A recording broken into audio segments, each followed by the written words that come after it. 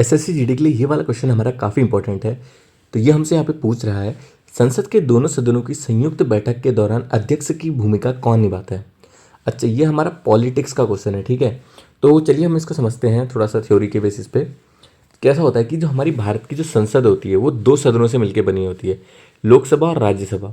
लोकसभा को हम कहते हैं house of the people, house of the people, और राज्यसभा को हम कहते हैं काउंसिल ऑफ स्टेट्स इंग्लिश में। तो लोकसभा और राज्यसभा से हमारी दोनों मतलब जो संसद होती है इन दो सदनों से मिलकर बनी होती है।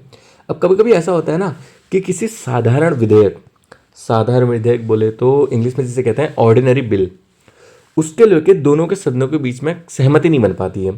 फिर ऐसे में जो संविधान का अनुच्छेद 108 है, अनुच्छेद 108 आर्टिकल 108, ये प्रावधान करता है कि राष्ट्रपति दोनों सदनों की संयुक्त बैठक यानी कि जॉइंट सिटिंग बुलाएंगे, संयुक्त बैठक बुलाएंगे, ठीक है। राष्ट्रपति बुला सकते हैं और इससे क्या होगा कि उस विधेयक यानी कि उस बिल पर निर्णय लिया जा सके, इसलिए राष्ट्रपति उनकी एक संयुक्त बैठक बुलाते हैं।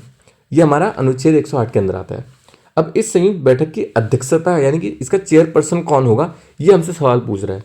तो इसका हमारा सही आंसर होगा ना, इसका हमारा सही आंसर होगा, इसका जो हमारा अध्यक्ष होता है वो हमारा होता है लोकसभा के अध्यक्ष। इसकी अध्यक्षता लोकसभा स्पीकर यानी लोकसभा के अध्यक्ष करते हैं। अच्छा, अगर लोकसभा के स्पीकर यानी कि लोकसभा अध्यक्ष अनुपस्थित हैं तो ऐसे में जो लोकसभा के उपाध्यक्ष होते हैं जिसे हम डेप्यूटी स्पीकर कहते हैं, ये इसकी अध्यक्षता करते हैं। अच्छा, अगर ये भी अनुपस्थित हैं तो ऐसे में जो राज्यसभा के उपसभापति होते हैं यानी कि जिसे डेप्यूटी चेयरमैन ऑफ राज्यसभा कहते हैं, वो इसकी अध्यक्षता करते हैं। अच्छा, अब यहाँ पे ध्यान देने वाली बात ये है कि राष्ट्रपति केवल ना संयुक्त बैठक को क्या कहते हैं, बुलाते हैं। जैसे इसे इंग्लिश में कहते हैं सम्मन करना या हिंदी में आहूत करना। तो राष्ट्रपति केवल संयुक्त बैठक को आहूत करते हैं लेकिन उसकी अध्यक्षता नहीं करते, यानी कि उसे प्रिसाइड नहीं करते। प्रधानमंत्री भी अध्यक्ष की भूमिका में नहीं होते।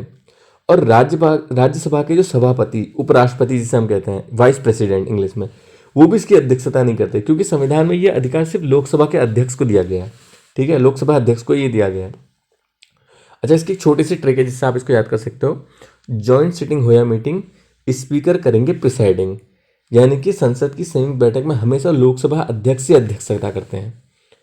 अब यहाँ पे और जानने वाली बात ये है कि संयुक्त बैठक में क्या होता है, केवल साधारण विधेयक यानी कि ऑर्डिनरी बिल के लिए ही होता है संयुक्त बैठक जब भी होती है। मनी बिल या फिर जो संविधान संशोधक विधेयक होता है, कॉन्स्टिट्यूशन अमेंडमेंट बिल, इसके लिए कभी भी संयुक्त बैठक नहीं बुलाई जाती है। अब आपके लिए आज का मेरा सवाल ये है कि जो पहली संयुक्त बैठक हुई थी वो 1961 में हुई थी। आप लोगों को ये बताना है कि ये किस बिल के लिए हुई थी।